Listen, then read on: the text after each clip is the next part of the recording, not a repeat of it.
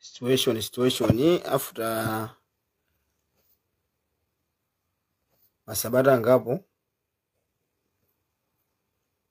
anthu fonse ankhulana ndi apa ndati ndibwere maka nkhani yanga ya lero mutu wanga ndikunena kuti stop attacking Dr. Jane Ansah, the Vice President of the Republic of Malawi.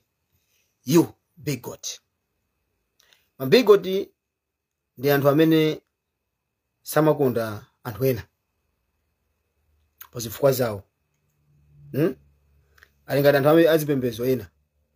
Anthu azipembedzo ena mdziko muno amakanika kukonda anthu ena chifukwa chokuti sapembedza chipembedzo chawo. Then mabigoti. Tini ma journalist Malawi muno amene ali full of bigot. Mindset yawo full of bigot. They choose not to listen kwa anthu amene wo samawakonda. Ndi anachoose kuti azimvera anthu amene amawakonda. Ngani ile pano ndiyo kuzana Dr. Jane Ansah akugawa chakudya m'midzimu. Koma chomvesa chisoni ndichonena kuti atwankhani ena amene sakumvesesa mpaka napano kunena kuti boma jani nachoka akulembabe nkhani zonyogodola Vice President ati yaisa kuteteza chuma cha dziko lino akuononga ndalama. Point yawo sikumveseseka bwinobwino kuti kuda kuthandazo chani chifukwa chokuti adakhala kuti Jane Ansah sakuyenda mizimu chamakapereka chakudya. Anthu amene akanasankhidwawo ngati part of dogma kumakapereka zakudya mizimu. Anthu obwezi chakudya chawo kumapereka pa mpweya kapena machitumizira pa WhatsApp zikanakhalanso ndalama zokhazokha. Ntchito ya Vice President mukayiwunikira bwinobwino ngati zimene apangadwa chitima zichatu ukagwa vuto amapita kumeneko. Ndiye tikuona kuti zolemba zake kuwerenga ma newspaper nkhani zingokhala zongonyoza kunyonza amango etu zinthu zizi zitithandiza. Lino ndi dziko athu ndi lomwe lino tikuyenera kuti tikhale pansi tikambirane kunena kuti dziko athu lingaliyendesa bwanji. We have got big problems in this country that needs you and I and those who are there to solve this problem. And the problem hii ikufunika teamwork. Anthu amene magwira chiro za utwankhani anthu andai. Nayo chimachita chitike pa khala no mipato kanono kugawikana. Amedia akuzimva zona kuti ife ndi madolo. Boma ili tikhoza kuligwesa. Boma simungaligwese through media. Boma limagwa pa ground. Munthu okavota uja kuti chikumfikira ndi chani. Osati zimene mukulemba. Right? Komano zimene akupanga Jane Ansah zicha. Iniyo mukamalemba nkhani zanu. Zimene akupanga Dr. Jane Ansah pa ground ndi zimene inu mukulemba. Muzionesa kuti zipanga correspond. Chifanga ndisizi kupanga correspond. Muzakhumudwa ngati zimene zimachitikira pa 16 September. Chakwera ndi MCP yawo anagula media yonse. And we experienced that. We are the witness. Living witness. We saw it with our naked eyes and we heard it with our ears. Toka ifiti naona zimachitikira mpaka namnachita kupereka ndrama unalijazona kuti makampeni ena machitika hapa sipasi. Munapasa ndrama ayatero kuti if I'm not wrong, if I'm wrong somebody might correct me right now if I'm wrong. Koma tinaona nditu ama network provide many. I'm sure if I'm not wrong it's Airtel. Akumatumiza ati ma message mafoni mwa anthu kuti mufotete Dr. Lazarus Chakwera. Panazuzulidwa koma sizina ateke chifukwa kuti ma message jana atangochita flow atapita. Right? Mamedia kwa makampeni amachitika mbuyoko. Atwankhani ena mapasa ndrama, ena mamanga zinyumba timaona kuti achemerere usogolo umene ucha. Right? Ineyo ndikuona ngati kuti amedia inuyo ngati mukuona kuti pena pake pali vuto. Ili ndi boma ndatose. You have got a proposal. Mukufuna kuti boma likupasa ma business anje amene mukufuna inu ngati ama media, ma mainstream. Mugenda boma. Lembani proposal. Munapita ku school. Alembera ku boma ife mafuna tipange project mwaona boma kuti akuyankhana bwanji. Musana thamangire kubaya boma. Chifukwa ndikukuza kuti muza kumudwa. zimene zikuchitika pa ground zikuenda kuzichita correspond ndi zimene mukulemba. Koma samachitenga zimene zikuchitika fa pali pa parade loto ili mukulemba zina Jane Ansah kupanga zina. Kodi Jane Ansah akulakwisa kugawa zakudya mizimu? Kodi Jane Ansah mafuna kuti Jane Ansah zakudya azigawa pa WhatsApp kapena online azingoponya zakudyazo? Ambiri ndikuona ngati kuti ndali zinakukhazikani mutu mwanu andi minyo maganizo anu mati mukakhala mumaona ngati kuti MCP chaizabwera. You don't still understand kuti MCP is gone forever. And chimene chinacho sa MCP mukuchiziwa. MCP ndagula media anauza amakala kuli Daudi Suleiman umene kuja kuti afinye ndithu kampeni ya Peter Mutharika. Api Professor Peter Mutharika kampeni yawo inafinyidwa imapanga richi anthu ochepa. Pa MCP iwaja mafinya kuti samafikira anthu ambiri. Chakwera naye sesa. Koma zimene zimachitika pa ground ndi zimene amalana tani. So you can see yourself kuti people don't eat media. They don't care about the media. They care about their places where they dwell, in their houses. Kodi munyumba mamo mulija kudya. Ine mukoza kulemba cho muchekanira munthu ina wake kapena kumuda munthu wake. Koma no ngati pa ground apa amalawi bwa akhudisidwa ndola mulo wa Mutharika uwo. Muzakhumudwa. So ndale muzisata ena ndo akulu koma mukuoneka kuti apapa zafikira mmalawi mu aliyense akungokokera pake. Ineso muna kumbali yanga ndizilandira kana kakase. Be a professional. That's why you are called a professional. Uli ndi degree, uli ndi diploma, unapanga journalist. Ineyo sindikukhulupirira kuti miji chayenga mapanga produce atolankhani ofoira. I don't think so. Koma ena anu ndali zinangokulu wani. Chifukwa chokuti chani? Ena anu president amene amalamula anali wakwanu. Ena anu mukamaona alomwe kapena kandi angoni akulamula dziko. Mmaona ngati kuti amene ndiosaganiza komano mchewa ucha. Vuto limene lili mdziko muno. Timaona ngati kuti anthu ena ake ndi abwino awasi abwino. Awo ndioganiza awo ndiosaganiza. Mmene anapezekera chakwera mboma nonse mukudziwa. Right? Mmene achakwera anapezekera mboma. Tonse tikudziwa. Kuti achakwera mboma anapezeka bwanji. Achakwera mboma kuti azipezeka ndi chifukwa cha achilima komanso ma ku judiciary. Adanena kuti pachitike mavoti pachiwiri. Zijazo tungona kuti fresh elections. Yanazipanga nalify. Ndana kuti pakhale migwirizano. Chimene chinampangisa kuti chakwera uchapezeke mboma chinali chifukwa cha mgwirizano. Zipani 9 munala Dr. Joyce Banda, munala Jakufa Jehana, amene Enoch Jehana Afodi. Munala ndo ambiri achilima amene zipani zinandaziwa. Munala zipani zambiri 9. What example chawo chakwera. Ndana ndi support ku military, anandi support ku police, anandi support ma doctor mazipatala, anandi support mwazi police. Anthu amati muna ationa kusintha. Ndale sumazi vesesa. Mukanakhala anthu anzeru ndale simukanaswera nthawi imene ijawe. Ndale munakaswera muna next 10 years kusogoloko. Ndi pamene mukanaswera ndale. Komano panali chinthu china chake chimene chinavuta paziko lonse lapasi, pa nthawi imeneja ndi mmene maswera ndale. Malawi akamavutika saona kuti kodi ukuku kumayiko ena kuchitika chani. Noti pali economic crisis zimene Malawi sawaona ali there's a global crisis, economic crisis zimene Malawi anabera ntchito amaona za mdziko mwawo kuti kuchitika ndi chani. Ndale zaino munangotenga munapopwa nazo munafwera nazo. Napo pamene pali tingoona kuti anakha kuti majaji ananazona kuti pasichitike mgwirizano. Aliyense ime paika. MCP sikanalowa mboma. Mwana zimeza chitikira baba. MCP sikanalowa mboma. Koma inalowa mboma chifukwa kuti chili manthame jana ali hot. Chipani chake chinajiri hot. Osati pano baba. Chipani cha UTM chinafwera. Munapanga mgwirizano ndiye munawira. So inyono MCP mukakhala pansi kapena tulankhana MCP mukakhala pansi. Muzizifunsa. Chakwera analowa bwanji mboma. Analowa chifukwa cha mgwirizano yochuluka. Mainly chilima. China chifukwa cha judiciary. Koma judiciary kana kuona kuti aliyense aende mmene akuyendera. Mundu kukuuzani kuti tikunena pano 5 years imene cha MCP ili kuti ili kunja kwa dziko. Chilima uja ali be moyo. Tikunena pano. Tizimvana pano. So alankhani inayonda khala moyenda kwa nthawi itali.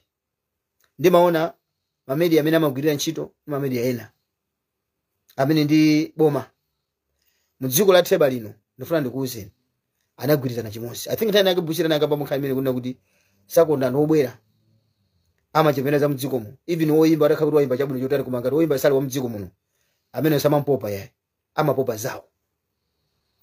Nawo anthu ankhani mmaoneka kuti malo moti mugwire ndi boma limene lilipolo mumayisesabe kuti mukuona ngati ndikufunsa tikachitena ine do you think kuti chakwera ngazalo weso mboma atapha chilima muzizifunsa ndale zizatembenuka and musamaganize kuti ndi mmene zilili muja and don't think kuti achakweraso azalo wa mboma chifukwa kuti amajaji azanena kuti ayi awina ndi achakwera musamakhala mentality imene chifukwa ena abe mukunena kuti kuseri kumana kunena kuti tili ndi malo athu amphamvu komanso tili ndi majaji athu amene ife tinalemba ntchito. That's what we were saying kumbali. Tinapasa achakwera apanga promote. Tinda china Kenyatta Nyirenda amene pano pati kuwadalira. I'm not attacking them. Koma ma conversation nana amene muli nawo we don't want to kuika pambala mpanda chifukwa kuti mapeto wake ena nompangidwa chipongwe. Yet first tikuziwa zona kuti kutenga ukafikira ndane. Koma no ngandiona kuti kumana zona kuti anthu amene wawa pachatu muziaona machaji akangwapo iteka pang'ono amakanika kubweza fa kuti machaji anakhaulisa. Judiciary mangofuna kuonesera kuti okay sinanga mukudandalo chonchi tapangana chonchi.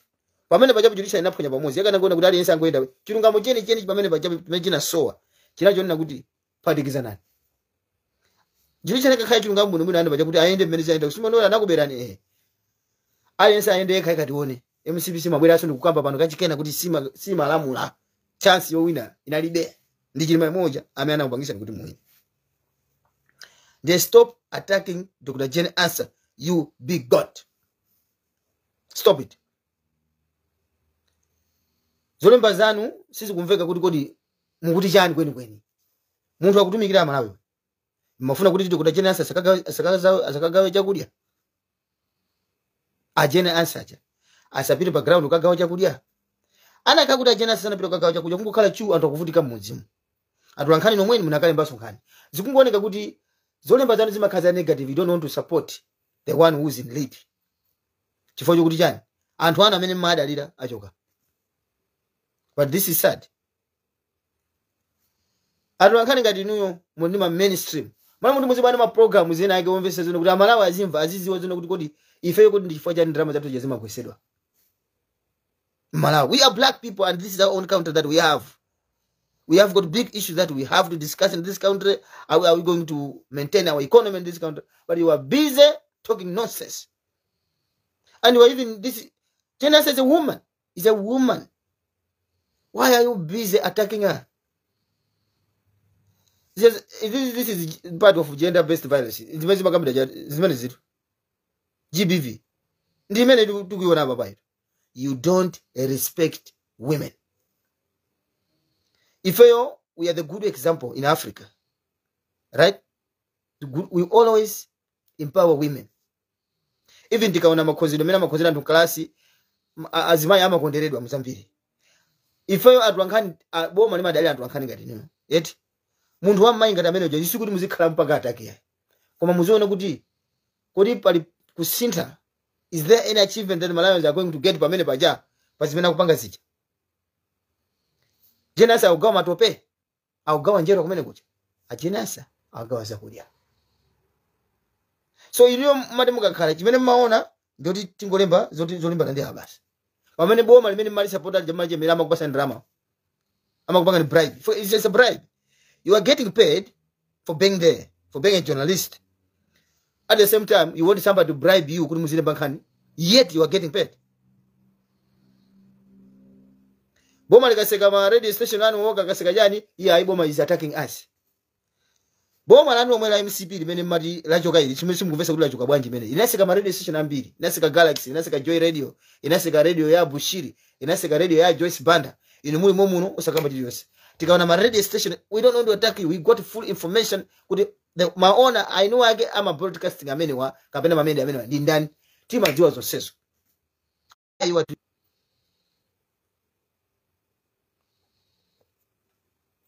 Pajeti mati kamajira ma live ena mabwe mwanza panga report. Abanga report. We don't even care. They stop attacking Dr. Jane Ansah because she's only one pakadali panopa amene akupagira ntchito yotamandika ngati munthu amayi. Let us respect women. Let us empower the women. because I was in Southern Africa, it's only Malawi that respect women. It's only Malawi that empowers women. You have to broadcast Malawi is trying. You know, good gender-based violence, it is said, like in South Africa right now, they're struggling to end the gender-based violence. You know why they're struggling? Because they don't empower women. They are not empowering the women like the way we do in Malawi. They are not doing that. Imagine yourself, you are empowering your lady to be a boss. Empowering these women and giving them a job or supporting them, promoting them, becoming bosses. I'm telling you, you won't see a man laying hands or hand on them. Like what you are seeing right now. Why? Because they are bosses. They are boss ladies. Simple and straightforward. Kutoka zimeti zikuchitika Malawi mwapanga mpewa azimaiwa. Eti zikuthandiza zonna kuti nkhanza za mabanja amu kapena anthu kuda samale mikeza azimai zimeja zithe. Zithe. Ino munaonapo simukuona nyamata amasiku anama kafuzira chikazi chachikulu cha nkhalamba chiche. Eti fachani kuli ndrama kumene kuchako. Ino munaonapo mkazi wa ku Malawi, mkazi woti ane ndrama akumenyedwa ni munthu woti ndrama zake ndizochepa. Munaona pazana. Mkazi akhandi degree akakwatire munthu wa MC. They why Musubi Azika Menya Kazi degree. Why? Because the woman has a money. She's a boss lady. That's why it's only Malawi in Southern Africa so far has tried its best to eradicate this gender-based violence. Stop attacking women in Malawi. Secondly, the friend of Kathy Maulidi. We have seen some organizations in Malawi. Amanina kuti yayi azamba Colin Zamba. People amalemba zonyo dogola, they were disrespecting Colin Zamba and what. Bungwe tu limenwe. Of course, inesunali muntu amene malemba sonkhani zonyo godula amayacha. Komano tiwone kusiyana kuti kodi amayacha amanyono godedwa muchani. Amayacha kuli mbiri nkhani zambiri mbiri zimene zikumveka tikuzana kuti allegedly anapanga recruit anthu ambiri amene sali ma professional koma kwaika ngati ma professional sana duse process ya boma because iwe munthu kuti uzigwira ntchito mboma umayina kuti kale papero komanso ni kuti mboma unja unalo pakhale paperwork ioneke ma qualification yako amene magwira pano wa grade jani ino ngati kulibe qualification yake koma position amene magwira ijayo magwira ngati munthu wa degree magwira ngati munthu wa MC magwira ngati munthu wa JC kumene JC simulibe zinaenda bwanji zino ngati zimene ngati Malawi fetu kwenda kuti ziunikire timalemba nchifukwa chake boma limavuta kwambiri ife kuti munatengedwa anthu opupa anthu sezo china chonse ulazigwira akakhale pa position ya munthu wa degree yes ali pa certificate level degree sanafike ndifanye boma limavuta kwambiri munangokhala anthu uzizede za anthu zimene zosaziwa zimene amapanga boma linavuta kwalamula anthu othandiza nthawi ya campaign ya zisango amangotenga chifukwa kuti ngumva zona kuti anthu akukamba za uyu anthu no vitumbuko mumba ndinakuza nina don't know to say much bone kamba muzina kuti akulimba nani anthu ndinakuza nine kuti vice president anatenga ujayo ndamana mgusa so chiphuzi chakwera chifana sana ndi ma errors ambiri anakumana anthu ama errors okauka chakwera samafunika vitumbuko mumba so naye amakhala kunyula kupita even kwa ngomo chakumpoto ukaronga kwa anthu amamudandaula tinana mavida jina lajo no mangoja kama ndiye mali combination ya ma nonsense ya sobano uya kudandaula kupita kudandaula kupanga ano ati basi ifa malati votere mutapajirima ngumayimvikizira sokuti mwe ndiza Colin Zamba amabungu ene mulali nazo kuthamangira zulu lero MCP akupanga ataki kwambiri Dr. Jenasa kuyankhula mausa khala I don't see any organization ikubwera apa even charity kudandaula kuti mai they don't say that. You know why? Because they hate certain people. They find kuti my big god. They don't support my ideas abu my they don't. For you jan si anthu akwawo ngati zingapitirire tension yake itapitirire mene iziko mnomo sitiza tukuka mwene ya chuma chatu chesizaenda bwino ndakuza ne panopa kuna kuti the reason why our culture is weakened it is because those people so called I don't know what there they did that deliberately so that nobody must come and invest in our country. And this issue started some years ago. They weakened our culture And they are still telling people Malawi is poor, Malawi is this and that, don't go invest there. If you run business there, you want to make a profit, there are no buyers. All people there are poor. Nchifukwa chake ngati muziko muri bantu ambiri ogula zinthu umene Jesu mungaone sportsini kubwera kumene kuja ma company ngati mana ku South Africa musanga bwere kumene kuja. You know why? Because the weekend hour kwacha inu munaona hapo Shoprite ikuseka shop pa Zambia. Why Shoprite is not closing its business there in Zambia? Why Woolworths is not closing the business there? Some big companies from South Africa, they are still in Zambia. You know why? Because the Zambia has good recommendation, right? Positive recommendation, not even negative recommendation. And the Zambian economy is much better than ours. So my investors don't know Zambia is better than Malawi. Malawi's kwacha is just nothing. And in Malawi, there are no buyers. Of which is true, because our kwacha is weakened. Try to make our kwacha like the way it was before. You will see Shoprite will remain there. Shoprite is not mzigo mjaliti. Why Shoprite is not closing its business in Zambia? Why? They are closing in Malawi because they suggested our country must remain like that. Our people, our friends, our neighbors are moving forward, but we're still remaining at idle, stationary, not moving, one place. You know why? We don't support each other. We don't want to support our own product. We don't want to support our own government. Timakala busy ndizi tuzakunja, ndizi tuzina, pamene boma tina mumu. And as many as zikuyamba ndi inu, atuwankani. I'm not attacking here. If I'm attacking, that means I'm attacking your post. I did not mention any name here. Kumano inu ngatu atuwankani, and mapanga zama media, you have to sit down and discuss about this. Are we taking the right way? Are we going to take our country further? Or by still having kanisa mandazo mwezi? Because muziko munoru, mwena kuti mbweresero mu izoma ngona kuti ate mavoto kuchosa bakubera izi kuti onongesa chuma chatu chaziko ino. Imagine ukana kuti DPP moja malamu labu kuzafika lero. Kodi kwa chatu kanafika ngati mene afikira mu. Kodi ndrama zezi kanabedwa mene zabedwera mu. Tima apanga recruit anthu onena kuti they got nothing. Now akalwa mboma, what they think first is to still take space money. Taona ni chuma chimena ndi Richard Chimwendo Panda. Chuma chimena wapeza mkaka. Chuma chimena wapeza Niki Chakwera. Chuma chimena wapeza Zamba. Ndama zake ndizo mwezi zijaza Malawi zijazo. Kodi mukadakhala kuti simunayika anthu amene ziyazikana kamene zililimu. We have to find a way. Apapa kuti abwere chipani china chake choti chilibe ikanthu ndikomwe. Chibaso ndrama jija chuma jika chikusika bepasi. Because we are recruiting people amene they could focal. They don't have idea. Amangofuna kuti angomchosa munthu akalowapo basi. Chimodzimodzi onda kuti munthu kumakutesera banja. Yo banja lako malisa malamu mkazo komosa malamu. Kutesera banja yo kumuteka makakanika kumusa malamu banja lisi. Ndizimene zikuchitika mu boma ilili. Latula Malawi. We don't love each other. Tachiruka mabwebwebwe. Ndiye Katha Maulidi so mkumpanga ataki ama bunge muli kumeneko. Katha Maulidi is a woman. Let us protect. What is our agenda? The main agenda is to protect these women, empowering these women, respecting them, not attacking them. Too much discrimination in this country against the women. Where are we as Malawians? Katha Maulidi nani baya ndi onyasa olata pita kubala ule wataka ule palibe anga mfusire chanja ndani mpawi. Katha Maulidi is not even qualified. Kumaona anthu amene kupanga ataka ndi atulankhani anzake amene amagwira nawo ntchito. Na kuti muone anthu amene akupanga defend Katha Maulidi, they are not those journalists. Even Katha Maulidi akutenga swazi zawo. Anthu amene akupanga defend Katha Maulidi ukakhala media ya DPP. Atulankhani muziko muno mulimo ukanika kupanga defend atulankhani zake. Chifukwa kuti anase kuti namutharika. Mabunge muziko muno mulimo amene mayimira azimayi mukanika kumuteteza uzuzu labo kwa zimezi chifukwa kuti chani sakugwira ndi chakwera. Kodi mayi akakhale zamba eka Katha Maulidi wasa mayi. Kodi ife ngati amuna roho yathu ndiyo tani pakamaka pankhani ya azimayi amene akusankhidwa akupangidwa mpawo kumagwira ntchito mboma. Roho ya ife ya azimbo ndiyo tani kwa azimayi awo. Kodi mawu itikana kuti munthu wa mayi akhala wa MCP eka osati wa DPP. Izitu ndizo ndizomvesa chisoni kwambira kwako. If you are listening right now and watching this one, mwina ndi mind ina yake osakhala bwino. You have to reset your mind.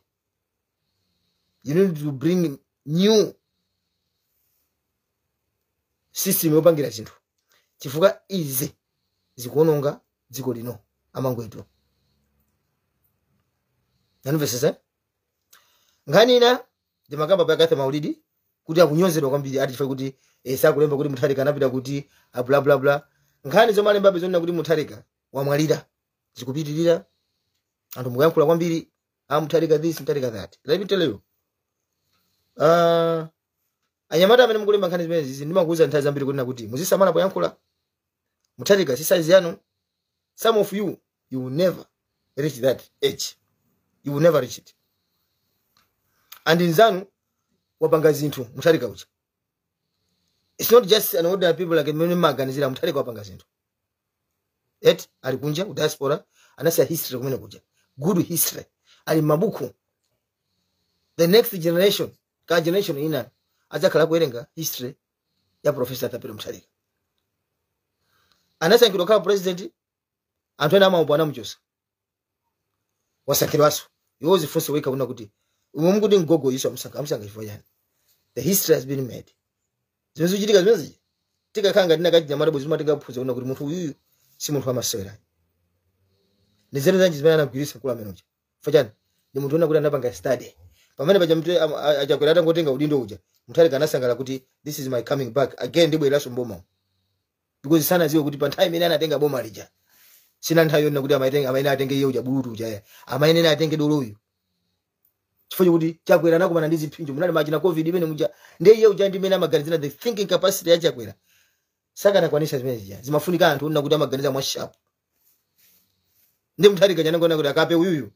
Sizinga muthe. Iye Chakwera Mutharika nakoyamba pale ndikumapanga zake. Ndenga tife achinyamata tisiye kumafalisa nkhani zosakala bwe kuti munthu matha kumangidwa. Now boma likoza kusaka nikukupeza nikukumanga. Akakumangani muzinena kuti ndizifuka za ndale. Tiye ni zinthu zina tizizikamva koma zina tisazilowesa ndale ngati pakamaka umoyo wa munthu. Kumana kuti wafa. You are not a God. And for your own information anthu nimukupusa kwambiri. Mutharika, mfano Mutharika amawerenga amanena kuti scarcity of a things or somewhere makes those things valuable. Zinthu zikamasowa ena kana pazimene. Zinthu zikamasowa muziko kaya mshuga kandi mafuta kandi chani. Chinthu chimene chacho chikasowa chikamaza bwera sichikhala sintokomene value imasintha chinthu. Mulivesese? Ndiye Mutharika anazasowa kaya. Ndi anthu mayankhula zambiri. Mutharika anthu Mutharika wamwalira this and that. Atulankhani ina makabisa mpaka nakuya buli majambula mu bisa kumako posa pa MPC. Ina Mutharika chinanguzuka kwamba kupanga campaign. Ino ndi amene mungampangira campaign koma ine sumadziwa. Fajani kumala kuno kuti ndi anthu amene amapanga downgrade anthu ena ake mwana ngati kuti anthu amene ndosaganiza. Iwo kumazanga ndoganiza fekuti ndi ma degree nawo mdziko momuno. Iwo ndi madolo. Mulivesese? Koma kuganiza mwa ndale koma kuganiza mwa chikulu. Pa point imene wesa nafike yayi.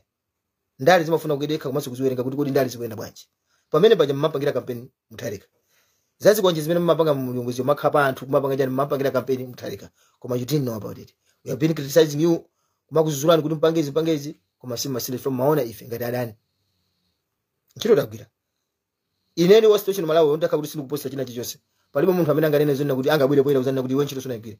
Ine ndakhala kuzuzula left and right center from 2018 kuzafika pano. Ono ndaka kuti sindikuposta china chichonse. Palibe munthu angabwera pano uzanena kuti ine nchito sonagwira. Nchito ndagwira. Yotereza Professor Tapero Mutharika.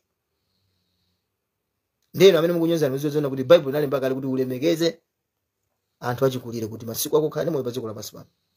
Azachuluke. Mukutenga temberero pa zinthu zopusa kwambiri. Timati kuti mene mukumalemba iti kumanyonza kumadani awo amwalira akuzoka kuti osomwalira kukhaye omwe lokhala ino. Samala ndi paka pambano inu achinyamata. Matsoka ena timachita kuwakodola. Kodo yani kodo bwera pano.